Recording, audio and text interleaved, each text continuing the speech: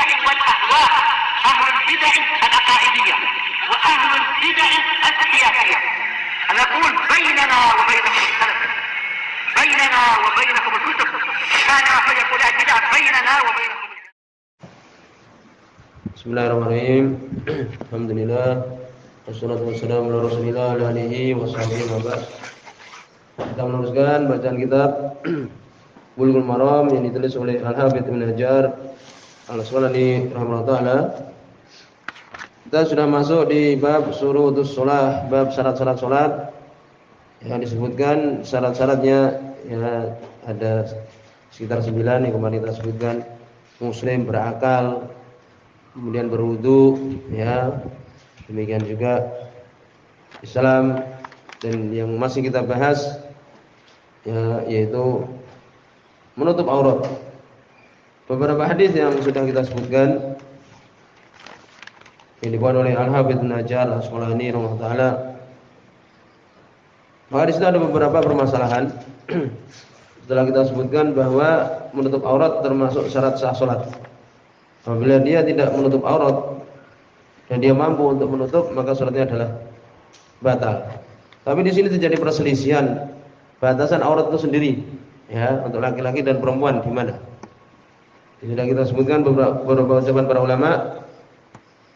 Seperti Ibnu Taimiyah beliau mengatakan la tajuzu shalah uryanan ma qudratihi ala libas. Fi ittifaqil ulama. Tidak boleh salat dalam keadaan telanjang padahal dia mampu pakai baju, dan itu sepakat para ulama. Sekarang permasalahannya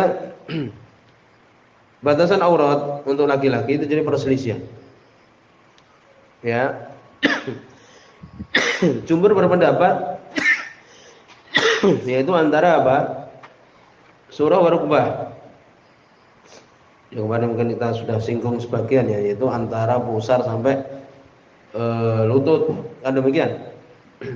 Tapi di sini ada hadis yang sahih, tidak bisa kita kemudian ya meremehkan ya, karena itu adalah sahih. Hadis Aisyah radhiyallahu anha yang disebut oleh Imam Muslim rahimahullah taala, bahwa Aisyah belum mengatakan kana Nabi mutajan bi baiti. Nabi beliau ya ini bersandar di rumahku, tidur-tiduran ya, demikian, beristirahat. Kasifan an fakhidai, ya, beliau kasif ini terbuka fakhidai, kedua pahanya, ya, demikian. Ausaqaihi, atau bahkan kedua betisnya dan kedua apa? Paha beliau. Fastadana Abu Bakar minta izin, fa adina lahu. Beliau mengizinkan. Ini menunjukkan apa? Bahwa itu bukan aurat. Paha. Ini dalam Sahih Muslim ini. Ya, semastadana Umar minta izin untuk masuk, fa adina lahu. Kemudian mengizinkan Nabi untuknya. Fadakhala, dan masuk. Ulama dakhala Utsman, ketika masuk Utsman radhiyallahu anhu, sawwa siyabah, maka beliau mengatur bajunya, yakni menutupi paha beliau itu, memperbaiki bajunya.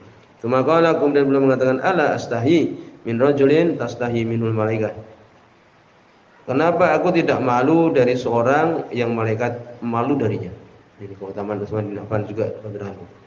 Ya, demikian. Paham? Ini hadis sahih ini. Oleh karena itu para ulama yang telah lewat juga di Sahih Muslim, bahwa di situ aurat ada yang mughalladah, bisa ditulis aurat yang sangat, itu apa? Yakni kubul wa dubur, kemaluan, demikian juga pantat. Ya. Dan di situ ada mukhaffafah yang ringan, yaitu apa? Fakhid, paha. Ya, dari sinilah terjadi perselisihan para ulama. Jumhur berpendapat bahwa yakni aurat laki-laki itu adalah antara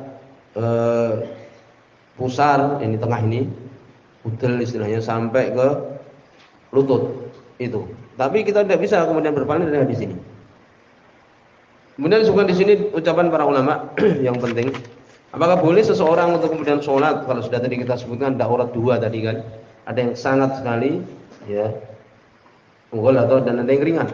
Boleh nggak dia kemudian dalam keadaan fakhidnya terbuka ketika sholat? Disebutkan Oleh Ibnu Munzir taala, lam yahtalif ahlul ilmi. Ahlul ilmi tidak berselisih anna mimma yajibu 'alal mar'. Sungguhnya wajib bagi seorang ya satruhu menutupinya fi shalah dalam salat al-qubul dan dubur, kemaluan dan pantat. Ya, tempat keluar berak itu. Ini sepakat. Kalau kemudian terbuka batal salatnya, jelas. Kemudian jumhur tadi menyebutkan bahwa auratnya adalah antara pusar sampai ke lutut.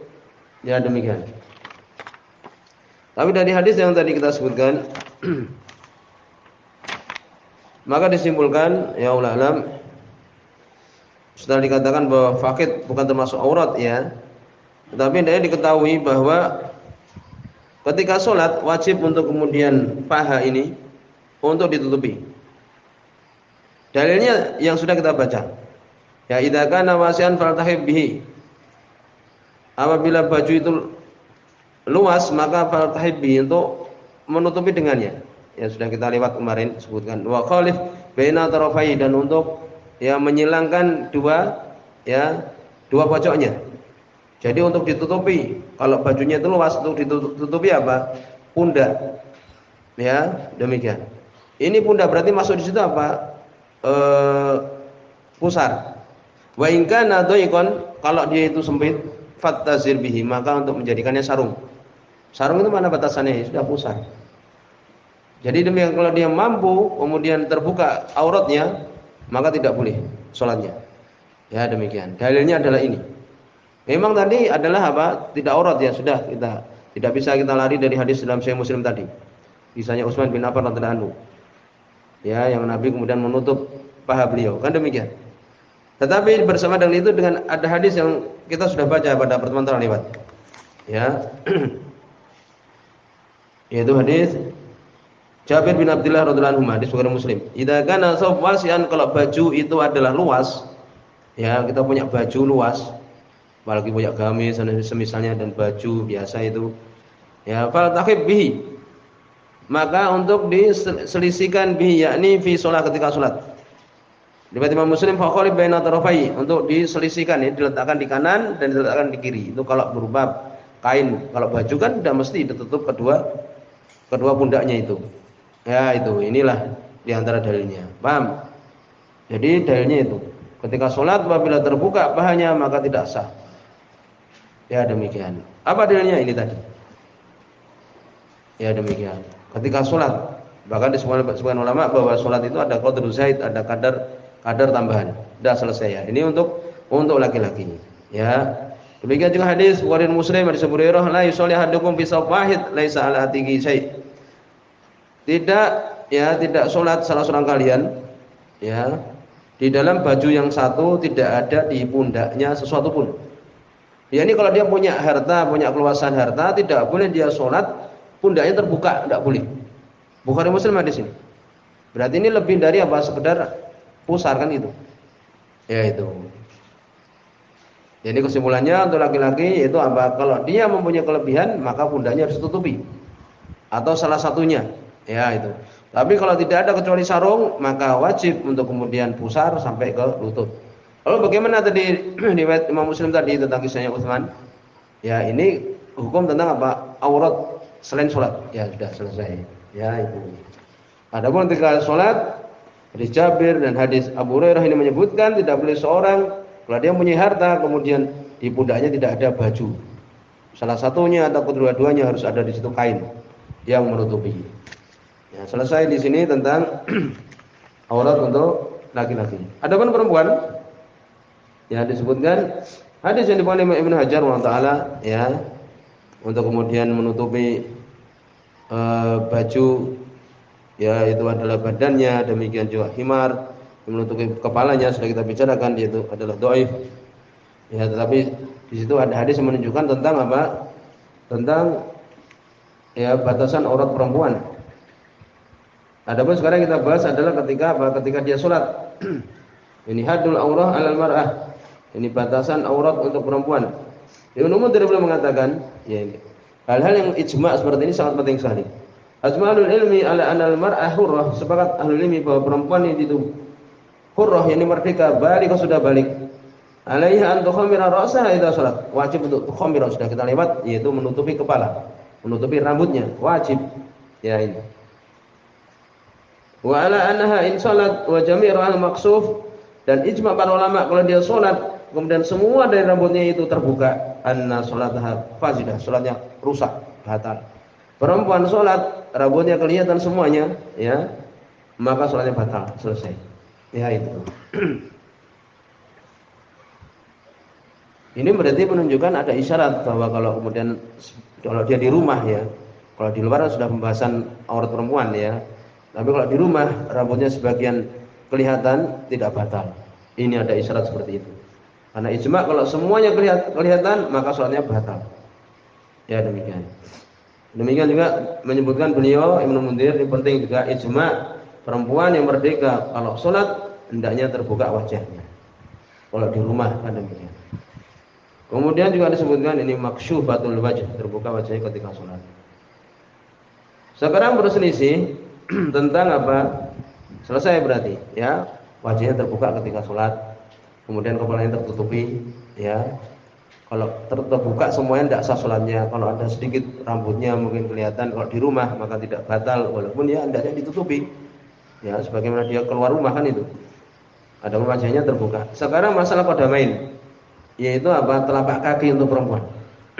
Bahwa wajib tutupi atau enggak? Hadis yang kemarin kita sebutkan dibawa oleh Munajar Taala, hadis Ummu Salamah gitu kan. Ya. Hadisnya dhaif. Ya. Yugoti dhuhur qadamaiha, menutupi bagian atas dari kedua telapak kakinya. Ya, sehingga dibicara di sini bagaimana kalau kemudian telapak kakinya.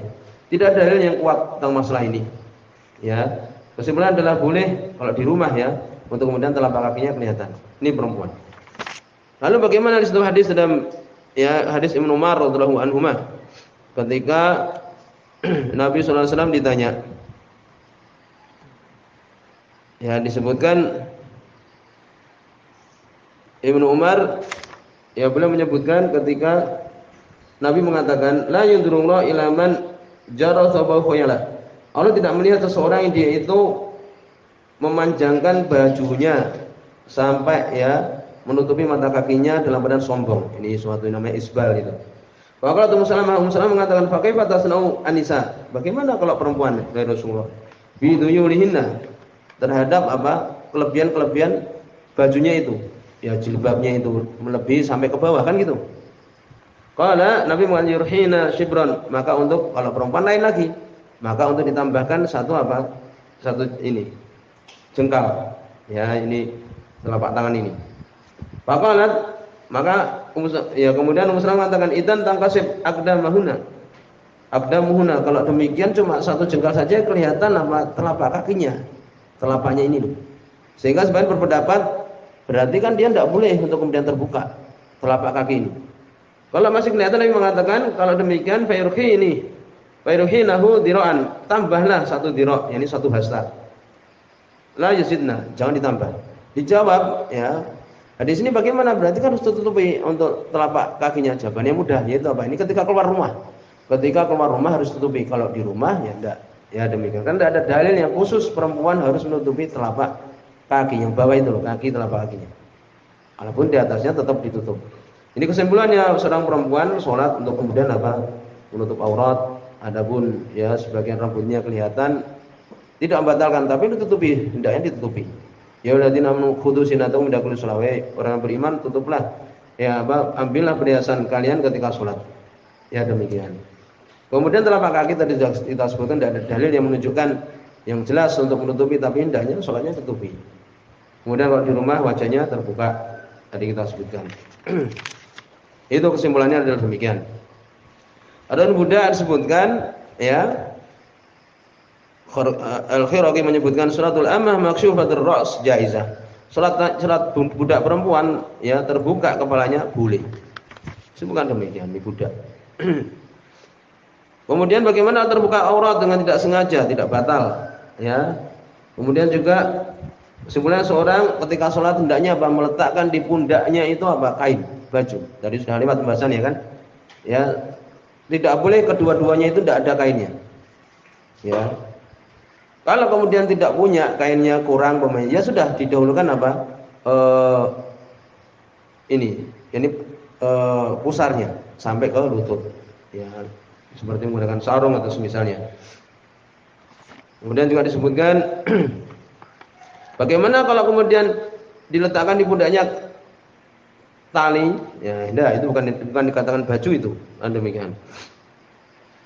Kemudian juga disebutkan yang didahulukan bagaimana kalau itu bajunya mak sedikit, yaitu aurat yang sangat harus ditutupi, yaitu kemaluan, demikian juga dubur. Ya demikian. Kemudian juga kalau ada orang memberikan secara gratis baju dan sebagainya, diambil karena itu wajib seorang menutupi aurat. Demikian juga bagaimana kalau bajunya itu ada najis. Kan tidak boleh sholat dalam badan bajunya najis. Tapi kalau tidak ada baju yang lain boleh, karena kewajiban untuk menutup aurat lebih kuat daripada terbebas dari najis. Tidak apa-apa walaupun ada najis yang kena terpaksa. Ya demikian. Insyaallah demikian. Sebenarnya akan dibahas masalah menghadap kiblat, tapi cukup sampai di sini. Sebelum tiga, setelah ilaha illa anta,